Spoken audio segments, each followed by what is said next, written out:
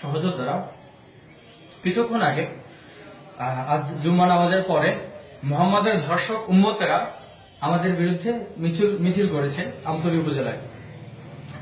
শুনেছি সেখানে 5,000-এর উপরে মানুষের সমাগম ছিল এবং তাদের দাবি আমাদের যেন ফাঁসি দেওয়া হয়। আমি এবং লিমন ফকির অত্যন্ত সফল যে আমাদের লিখনী এবং আমাদের সমালোচিত বিষয়ে এতটা প্রখর ছিল যে মোহাম্মদের উম্মতেরা আমাদের জবাব দিতে না পেরে তারা রাজপথে 5,000-এর অধিক মানুষের জড়ো হয়েছিল আমাদের ফাঁসির দাবিতে।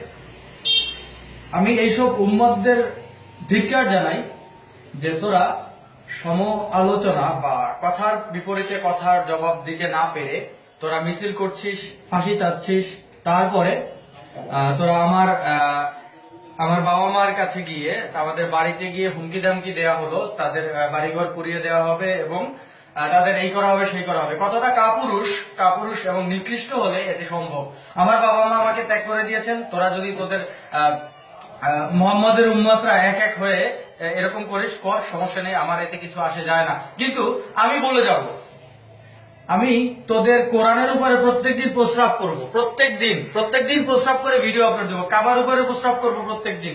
হ্যাঁ, একটি নাসিরনগরে তোরা যা দেখিয়েছিলি একটি ফটোশপের ছবির কারণে আমি প্রত্যেকদিন কাবার ছবির উপরে প্রস্রাব করব। তোদের মোহাম্মদ ধর্ষক মোহাম্মদের চরিত্র একদম A to Z তুলে ধরবো, তোরা পারলে ঠেকা। তোরা ফাঁসি দিবি, মামলা দিবি, এই করে সে করে দে। তোদের কার বাপের ক্ষমতা আছে দেখি কিছু কর। তোর হাসিনারিতেও কিছু করতে পারবে না, তোরা এত লাফাচ্ছিস। তোদের পালছে হাসিনা, তোর হাসিনারই কেয়ার করি না, তোর মোহাম্মদের টুট বুঝতে পারছিস?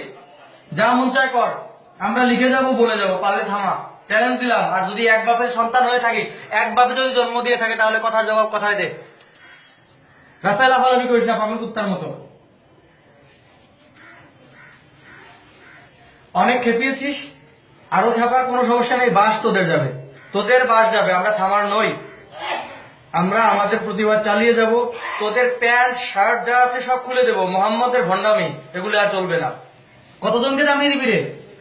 এই মোল্লার দল, মৌলবীদের বাচ্চারা কতজনকে থামিয়ে দিবি? সম্ভব না, এখন সে যুগ নেই, ইন্টারনেটের যুগ। এখন হাজার ছেলে পেলে বেরিয়ে আসছে, কয়জনকে থামাবি? এখন তো পাগলা কুত্ত হয়ে গেছিস। ধর্মের শেষ, এখন ইসলামের করুণ সময় চলছে। তোরা বাদ দিস না কেন?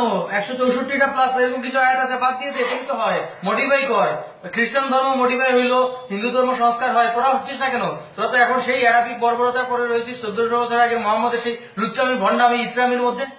লজ্জা করে না তোদের? মিছিল করিস, ফাঁসি চাস। এই ফাঁসি কি রে? ফাঁসি কি বুঝিস? মোহাম্মদের ধর্ষকের উম্মত, বর্বরের বাচ্চারা।